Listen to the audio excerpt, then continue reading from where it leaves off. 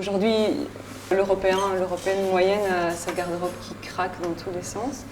Tous les ans, toutes les saisons, les grosses marques, toutes les chaînes continuent à produire massivement des tonnes et des tonnes de vêtements qu'on doit à la fin solder pour vraiment les pousser vers les gens dans les garde-robes des gens. À la fin, ils les détruisent, c'est interdit depuis récemment, mais on les détruit. Des choses qui ont été faites, enfin je veux dire, c'est un non-sens total. L'industrie de la mode, c'est une des plus polluantes de la planète, c'est un monstre, quoi. Ça pollue les rivières, ça tue des gens, enfin, on ne s'en rend même pas compte. Et donc, voilà, pour en plus des centaines de millions de vêtements non désirés qui traînent dans les stocks, ou bien on met de la javel dessus pour les jeter, ou bien on les brûle. Est-ce qu'il faut encore produire? Parce que si on arrêtait maintenant de produire, on pourrait encore habiller l'humanité pendant 100 ans, je pense.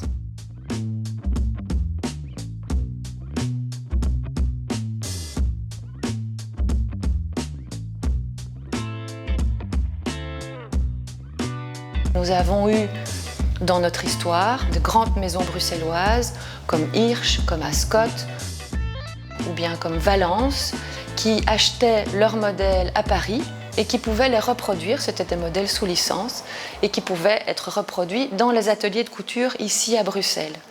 Donc on a une histoire assez mixte, on va dire qu'on suit la mode parisienne jusqu'aux années 70, et puis au début des années 70, et ça c'est un peu un effet mondial, en tout cas dans le monde occidental, les stylistes et créateurs de mode apparaissent sur le marché de la mode en s'opposant à la haute couture qui jusque-là donnait le ton. C'est en fait la rue qui est relayée par la créativité de stylistes qui vont faire des vêtements non plus sur mesure mais gradués avec des tailles et dont les prix seront plus accessibles pour les consommateurs et amateurs de mode et qui vont donner aussi une qualité dans ce qui était alors méprisé comme étant de la confection. On ne sait pas faire parer par des Bruxellois, mais par des Anversois au milieu des années 80. Bruxelles produisait énormément de techniciens dans la confection, et des très bons gradueurs, des très bons patronneurs, des très bons techniciens vraiment. Et il y manquait une école créative, chose qui a été comblée en 1986 avec l'ouverture de la section mode à l'école de la Cambre. Et depuis la création de cette école, force est de constater, fatalement, au bout de 4 ans et puis 5 ans, les premiers diplômés en sont sortis. Certains ont créé des marques qui ont été vendues, d'autres ont ouvert des boutiques avec leurs marques. Le musée a ouvert ses portes en 1977 pour donner un écrin à la dentelle de Bruxelles. Donc là, on est loin de la mode d'aujourd'hui. Mais la dentelle de Bruxelles était une étoffe luxueuse, parmi les plus belles dentelles jamais créées sur le continent européen, qui fut produite dans la ville et dans ses alentours jusqu'à la Première Guerre mondiale. Ce qu'est la politique désormais, et donc c'est que nous collectons ce que les créateurs font aujourd'hui à Bruxelles. On pourrait dire qu'il y a peut-être 2 endroits, mais un en particulier, c'est le quartier d'Ansart, qui va voir s'ouvrir 2 boutiques importantes en 85 et en 86. C'est la boutique Style, ouverte par Sonia Noël, où elle va vendre des créateurs belges, notamment les 6 d'Anvers, et Martin Margiela, qui ouvre sa première boutique mondiale à Bruxelles, dans ce quartier d'Ansart, qui à l'époque est un quartier en souffrance. Désormais, le quartier est très fort gentrifié. Et je tiens à souligner que la boutique Style est toujours à la rue Antoine d'Ansart, promeut toujours la mode belge, même si elle a élargi son panel, et offre du coup toujours une vitrine à cette créativité, pas que bruxelloise pour le coup, mais belge dans sa largeur. Bonjour Cyré, c'est Caroline Esguin du musée Mode et Dentelle. Je t'appelle au sujet des pièces, en tout cas de l'ensemble que tu avais fait pour Delphine, que le musée aimerait acheter.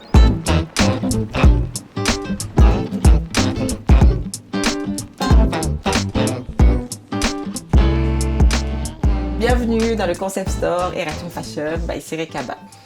Je m'appelle Cyré Kaba et je suis la maman de Fatim et de Philly. Et alors, je suis également créatrice de la marque de vêtements éthiques Eratum Fashion. Je suis chargée de communication au CPS de Molenbeek-Saint-Jean et à côté de ça, je suis également curatrice en matière de mode, de design afropolitain. Après que la princesse Delphine ait porté ma robe lors du défilé du 21 juillet, Voilà, il y a beaucoup de médias qui ont parlé de ma marque, qui était connue déjà, mais voilà, qui n'avait pas du tout cette ampleur-là. J'ai voulu d'abord créer une marque en fait qui me ressemble, qui ressemble à mes filles. Donc une marque métissée entre l'Afrique et puis l'Europe, c'est-à-dire la Belgique. Donc cette marque est née en fait suite à l'interrogation qu'avait eu à un moment donné ma fille aînée qui se demandait un petit peu quelle était la place des personnes noires et métissées dans la société belge. Donc elle m'avait dit à un moment donné en voyant un prospectus où il n'y avait que des familles blanches, elle avait eu cette question en disant « et nous alors ?» Donc cette question en fait m'avait vraiment travaillé, poursuivi et ça tombait bien parce qu'on revenait d'un voyage au Sénégal où j'avais acheté plein de tissus, voilà, j'avais vraiment ramené plein de tissus et l'idée de départ c'était de créer des pièces pour moi. J'avais envie de porter ces tissus que j'avais toujours vus en étant beaucoup plus petite et ici dans le cadre de ma vie occidentale, ben voilà, j'avais envie d'assumer cette part de mon identité et cette part de l'identité belge, bruxelloise, donc d'où Eratum, qui veut dire la correction des erreurs du passé. Parce qu'on se rend compte aussi en étant voilà, une personne d'origine afrodescendante, bah, c'est qu'il y a beaucoup de stéréotypes qui sont liés à l'idée, des stéréotypes liés voilà, par rapport à l'Afrique, par rapport aux personnes qui sont belges, mais qu'on renvoie toujours aussi à ses origines. Pour moi, la mode est un formidable étendard pour dire qui on est, pour raconter une histoire, pour défendre des combats qui nous tiennent à cœur. Et donc, au-delà de ce projet qui s'inscrit, évidemment, c'est une marque de vêtements, pour moi, c'est un idéal en fait que je défends.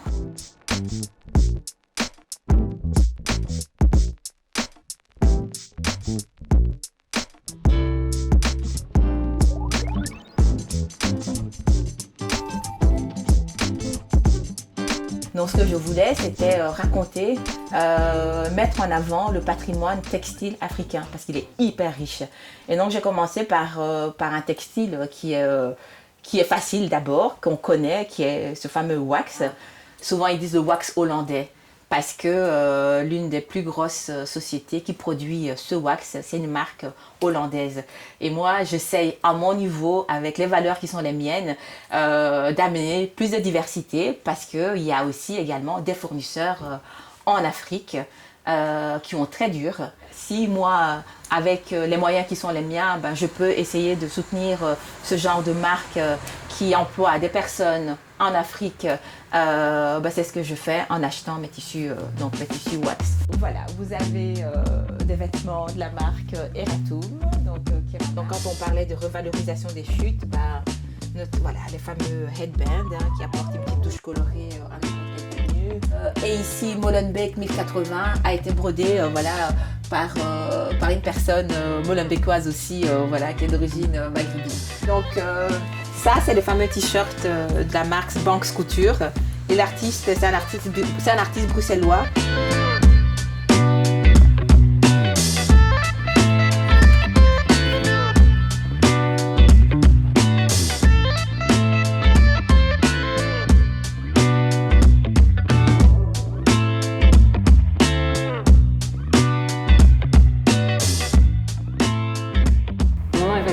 Je suis styliste. J'ai commencé en 2002, l'atelier, la boutique atelier ici en 2006. Donc c'est voilà, une boutique atelier avec la boutique en haut, dans le demi-sous-sol, enfin le sous-sol il y a l'atelier. Par collection, je crée 7-8 modèles plus ou moins. Par modèle, on produit, c'est très variable en fait, sur les modèles dont on n'est pas sûr, enfin qui sont un peu plus chers et un peu plus particuliers, on produit par exemple peut-être 20 pièces. Et sur les modèles dont on est sûr qui sont vraiment commerciaux et faciles, on peut produire jusqu'à 60 ou 70 pièces par saison, taille et couleur confondues. Déjà, je me dis, en produisant bio, des petites quantités et en utilisant des dead stocks, c'est-à-dire des tissus qui n'ont jamais servi mais qui sont là et que personne d'autre ne veut en fait, puisque, enfin maintenant un peu plus avec le greenwashing, mais voilà, c'est quand même quelque chose. Donc je diminue déjà un petit peu l'empreinte écologique. Et alors après, le zéro déchet, ça s'est venu assez naturellement parce que, bon, comme j'aime pas jeter la nourriture, par exemple, j'aime pas jeter les tissus, il y a moyen d'habiller des enfants avec vraiment uniquement les chutes de production de femmes. Il nous restait des chutes un peu plus petites et avec ça, on s'est dit qu'est-ce qu'on va faire ? On va faire des culottes et des soutiens parce que là, c'est vraiment des morceaux, ça fait appel à des morceaux très très petits. L'étape d'après, c'était les ronds démaquillants et les serviettes hygiéniques lavables. Ça, dans les sweatshirts, ça se coupe très très bien et on peut en faire vraiment des centaines. Et puis avec les toutes petites chutes, on fait des boudins de porte. Alors ça c'est vraiment pas très sexy, mais ça marche super bien parce que tu as les meilleurs boudins de porte du monde et du coup à la fin il n'y a plus un seul déchet. Produire localement pour moi c'est super important parce qu'en fait les couturières qui travaillent ici elles ont un savoir-faire incroyable et ce serait vraiment dommage que ça se perde. Il y a un atelier à Bruxelles, un JET, un atelier à Strépy-Bracny et un atelier en France. Donc on travaille avec 3 ateliers. J'ai connu en 20 ans beaucoup d'ateliers qui ont fait faillite en fait, parce que ça devenait plus rentable et les gens partent faire produire soit en Europe de l'Est, soit au Portugal, soit en Chine, au Bangladesh. Mais donc voilà, pour moi ça a un coût certainement parce que c'est tous des indépendants qui doivent vivre en Belgique et payer leurs taxes en Belgique. Mais par contre c'est super important parce que c'est des femmes qui ont de l'or dans les doigts, parfois des hommes mais plus rarement. Et que donc voilà, si le savoir-faire est perdu, en fait on perd vraiment quelque chose.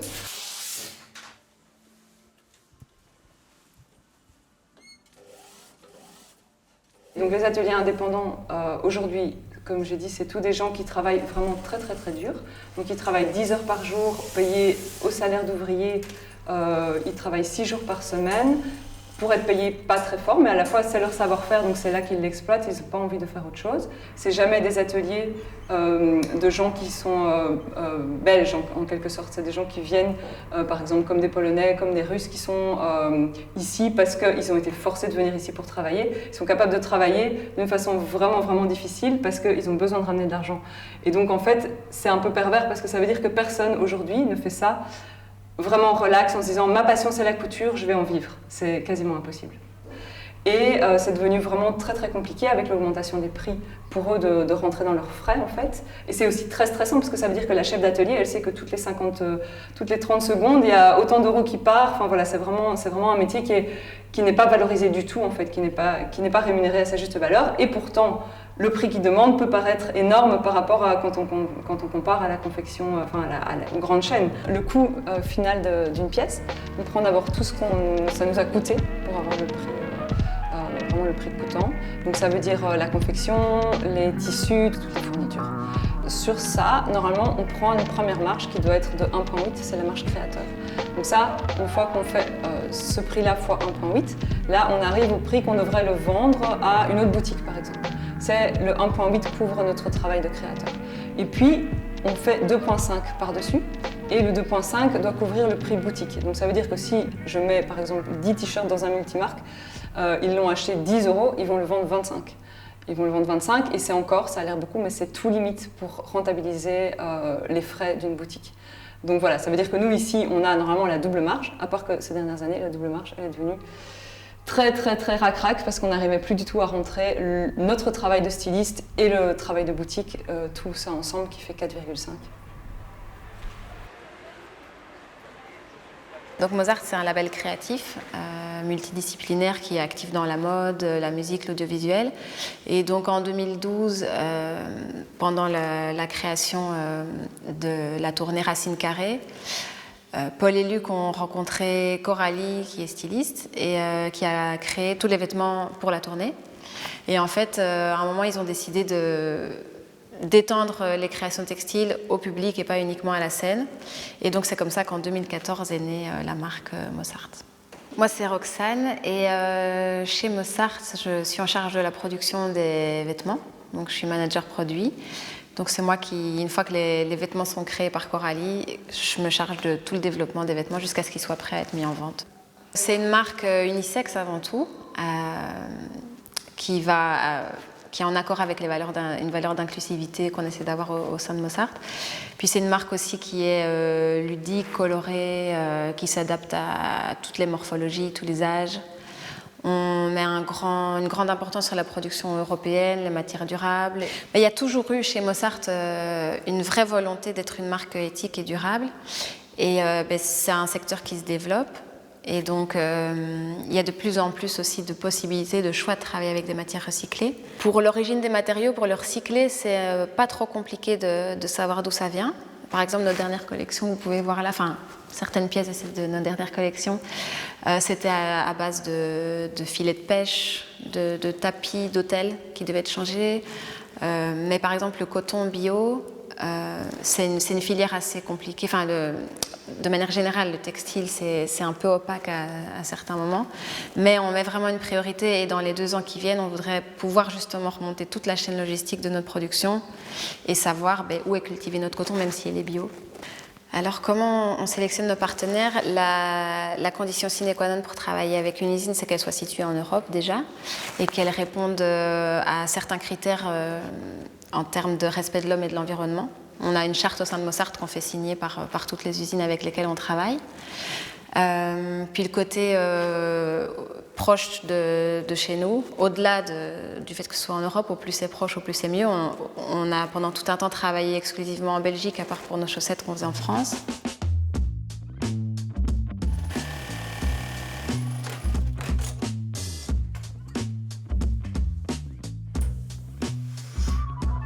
Il n'y a pas beaucoup d'usines en Belgique, donc voilà. Et donc on a choisi Mülleris pour une question de proximité, mais aussi pour une raison de valeur.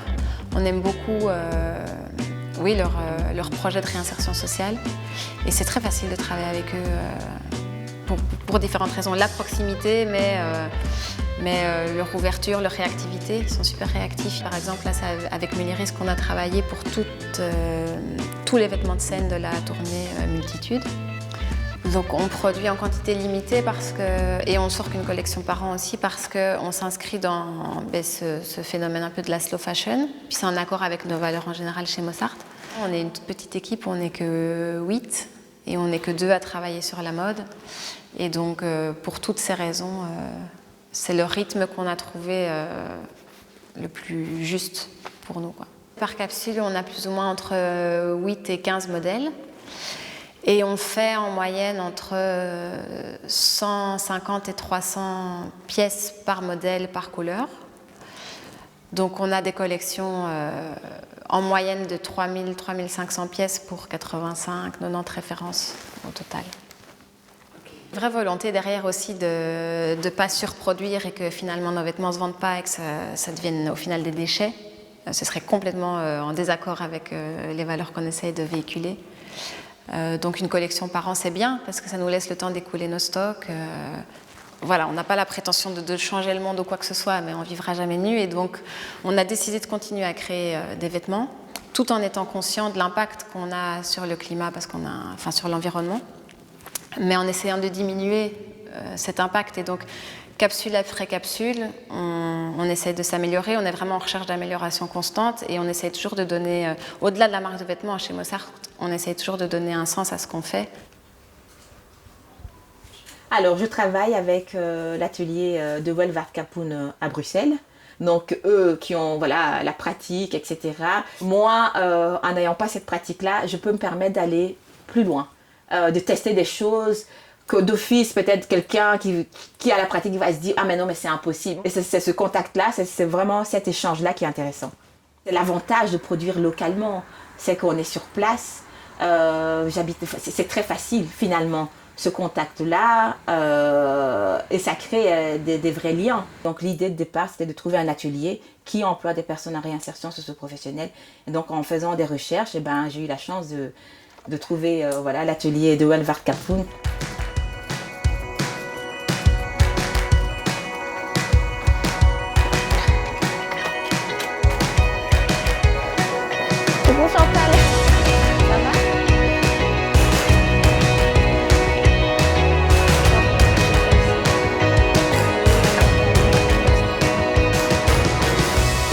Alors, de Welvaart Kapoen est une ASBL néerlandophone située sur Molenbeek-Saint-Jean. Alors moi, je suis Chantal Ngimbi.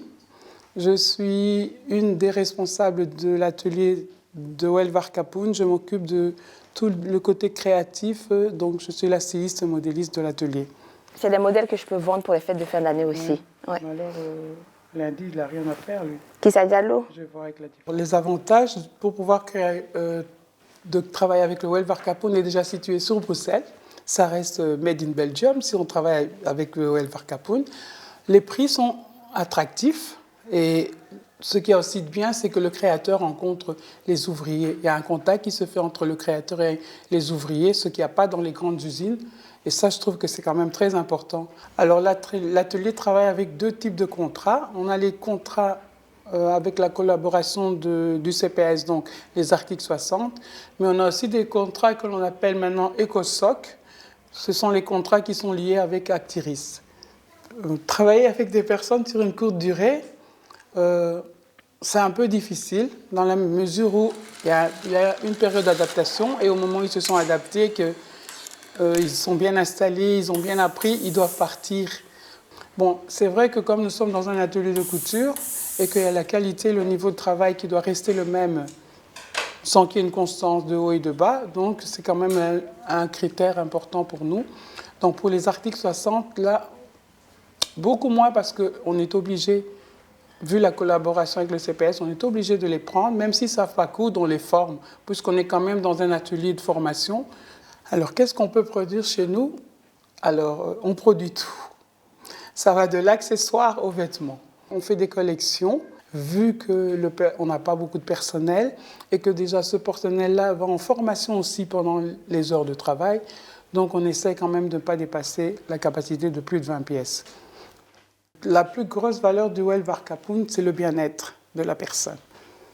On essaie quand même que le délai soit là pour ne pas qu'il y ait du stress. Travailler dans le stress, c'est pas bon et ça donne pas un bon résultat. Pour pas que l'équipe ait du stress et que le travail soit bien fait, quoi.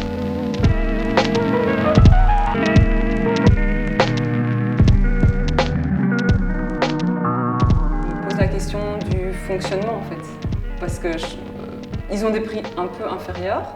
Parce que l'État subventionne une partie. Mais donc moi, ça m'intéresse de savoir, tous ces gens qui sont formés, c'est pour ça que je posais la question, qu'est-ce qu'ils deviennent après? C'est un métier qui est en perdition, donc c'est vraiment important de garder un savoir-faire ici. L'effet pervers de ça, je trouve, après je ne sais pas exactement quels sont les chiffres des gens qui sortent et combien trouvent un emploi, c'est qu'en fait, comme ça devient quasiment impossible de faire un atelier de couture qui tient la route financièrement, tous ces gens, ils ont été formés, super, mais après ils se retrouvent au mieux dans des ateliers de retouche, quand c'est possible, ce qui n'est pas très bien payé non plus, et au pire, ils retournent au chômage en fait. La plupart ont du mal vraiment à trouver du travail et je ne pense pas que c'est quelque chose qui va s'améliorer bientôt, parce qu'en fait, les gens ont de moins en moins d'argent à investir dans les vêtements, ce que je comprends tout à fait. Moi-même, si je devais payer mes vêtements, je ne pourrais pas, avec ce que j'ai réussi à me payer. Même après 20 ans, je me paye maximum 1 000, 1 400 €. Une fois qu'on se met à l'arrière, on se rend compte de tout ce que ça coûte en fait. Ce que cela implique de créer une pièce de A à Z dans un pays qui respecte les droits des travailleurs comme la Belgique. Et donc finalement, le produit fini, il est hyper cher. Et pour que je puisse encore continuer à faire cette histoire, à raconter cette histoire, à essayer de soutenir toutes les personnes qui travaillent autour de ma marque. Il y a tout un village derrière une pièce, donc il faut soutenir toutes ces personnes-là.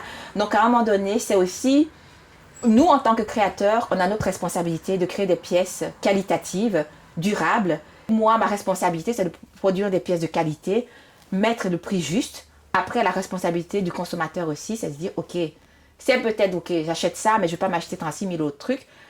Mais à un moment donné, c'est comme on dit, l'achat que tu fais, c'est un geste politique en fait. On ne se rend pas compte, mais chaque fois qu'on va au magasin, c'est un vote qu'on fait. Dans quel monde on a envie de vivre?